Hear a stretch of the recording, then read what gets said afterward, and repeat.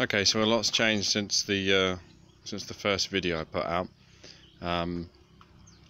Basically, since the first one, I've converted it to have only one single seat at the back instead of two, for the main reason that I wanted more storage space. I'll make a few videos to show some of the improvements I made. So this first initial video is basically to show you the new storage ideas I've come up with. So the first one I've got is down here, these sort of black fronts here. Basically this was just one full sheet of wood going across here, which meant that I couldn't access inside without opening the back bit, which is basically pulling this drawer out completely, and then you can access the cooker and things like that inside. I designed it differently basically because I wanted to be able to use the cooker inside if the weather is bad. So I'll take the cushion off.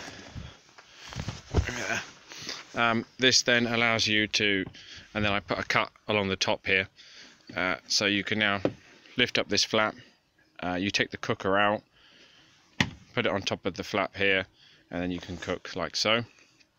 Move the table out the way if needs be, and then cut a little notch over there, and this flap comes up like so, and they've got a little mirror there, and you can access the sink, so you can use that from inside.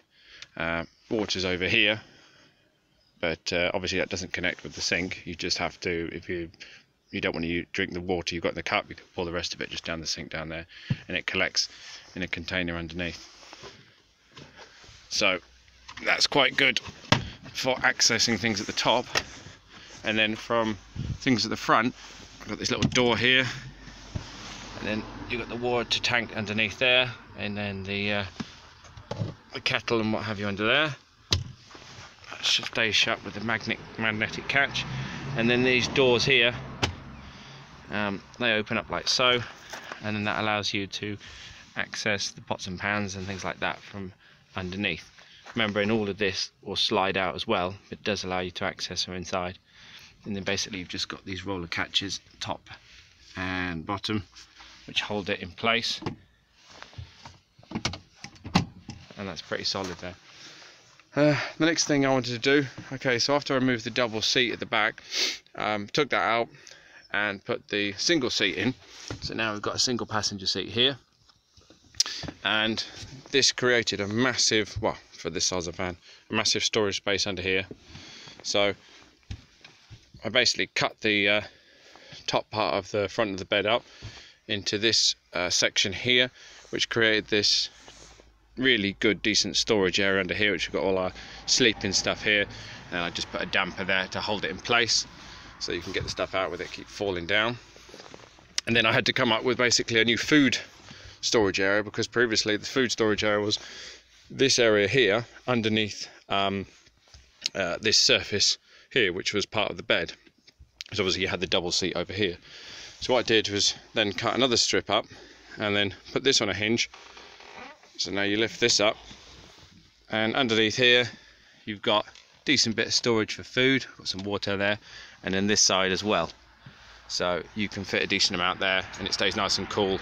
It's hidden away from the sun, and fundamentally you can access all of this when you're in the vehicle when it's pouring down with rain outside, whereas before I'd had to open this sliding door to access anything, as well as getting any drinks.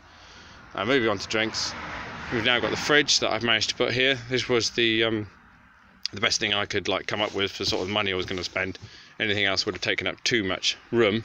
So obviously our legs go at this end of the bed, and basically this is an Outwell cool box. I think it's how many litres is it? Something like 32, something like that. Bigger than that, maybe like 34 litres. But it's pretty good. It's very well insulated. You can take it completely out of the van if you want, and it's got a split lid, so you can open both of them up like so. You've got an ice pack there that you can put in the middle, which really brings it down to temperature quickly. So it's a decent amount of space here, and then you've got a double lid, so you can put your drinks in there, get to your drinks only without having to go to the other side and let the heat get in. Yeah, it's pretty good. We slept fine inside here. It doesn't take up too much room, and as I say, you can remove the whole thing, put it in the house, get it down to temperature overnight with your food in it, put it back in, and then get it going on 12 volts when you're going along, and then run it on mains when you're at the campsite.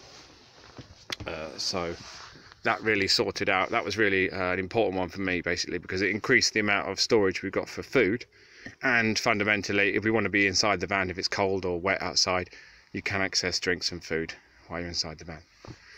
Okay, so the next video I'll probably do will be on some of the electrics.